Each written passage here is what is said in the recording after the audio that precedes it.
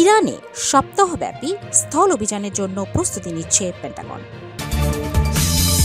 ইসরায়েলে ২৪ ঘন্টায় ১৪২ জন আহত, জানালেন স্বাস্থ্য মন্ত্রণালয়। হুরমুজ প্রণালী দিয়ে আরও ২০টি পাকিস্তানি জাহাজ চলাচলের অনুমতি দিয়েছে ইরান, জানালেন ইসহাকদার। গণহারে ইসরায়েলি পাসপোর্টধারীদের আটকাচ্ছে মালয়েশিয়া।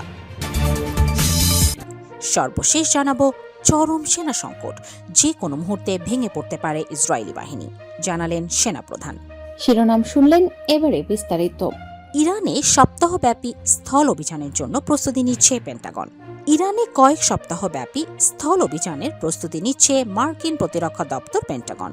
তবে নবনির্বাচিত প্রেসিডেন্ট ডোনাল্ড ট্রাম্প শেষ পর্যন্ত এই সেনা মোতায়েনের পরিকল্পনায় অনুমোদন দেবেন কিনা তা নিয়ে এখনও অনিশ্চয়তা রয়েছে। ওয়াশিংটন পোস্টের বরাতে এই তথ্য জানিয়েছে বিবিসি।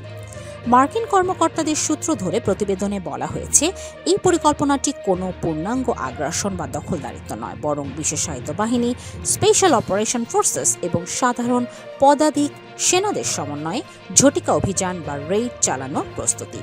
বর্তমানে উপসাগরীয় অঞ্চলের দিকে অগ্রসরমান জাহাজগুলোতে ৪,০০০-এরও বেশি মার্কিন মেরিন সেনা রয়েছে বলে ধারণা করা হচ্ছে।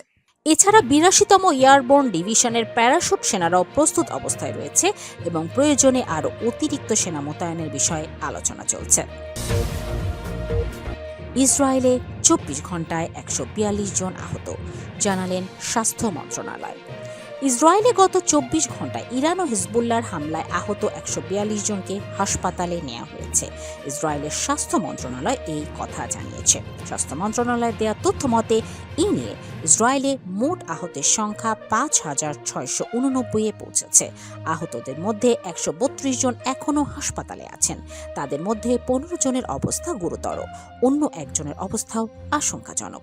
গত ২৮ ফেব্রুয়ারি ইরানে হামলা শুরু করে ইসরায়েল ও যুক্তরাষ্ট্র। ইসরায়েলের পাল্টা হামলা চালিয়ে যাচ্ছে ইরান।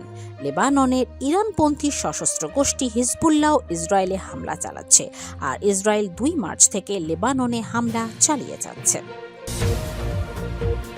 হুরমুজ প্রণালী দিয়ে আরও ২০টি পাকিস্তানি জাহাজ চলাচলের অনুমতি দিয়েছে ইরান, জানালেন ইসহাকদার। পাকিস্তানের পররাষ্ট্রমন্ত্রী ইসহাকদার জানিয়েছেন, হুরমুজ প্রণালী দিয়ে পাকিস্তানের পতাকাবাহী আরও ২০টি জাহাজ চলাচলের অনুমতি দিয়েছে ইরান সরকার। রোববার ২৯শে মার্চ সামাজিক যোগাযোগ মাধ্যম এক্সে দেয়া এক বার্তায় তিনি এই তথ্য জানান। তিনি বলেন, প্রতিদিন ২টি করে জাহাজ প্রণালীটি অতিক্রম করবে।